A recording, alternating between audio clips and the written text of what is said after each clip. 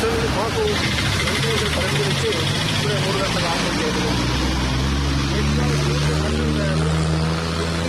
Guide lines follow కాకుండా ఆ Maruti Sagar నేతని arrest చేశారని కన్విన్స్ అయ్యి ఆయన ఇమీడియట్గా రిలీజ్ చేయాలని వైరాలు పంపిస్తారు. ఆర్డర్ ఇచ్చారు, వైరాలు వెళ్ళిపోతుంది కాబట్టి ఆయన ఇమీడియట్గా రిలీజ్ చేస్తారు. అదేవిధంగా సీనియర్ పోలీస్ ఆఫీసర్స్కు ఎస్ఎస్పీస్ అప్పీల్ చేస్తున్నారు ఏంటంటే సుప్రీంకోర్టు గైడ్లైన్స్ ప్రకారంగా ఒక అతన్ని ఆల్రెడీ హైకోర్టు వచ్చి విడుదల చేసింది.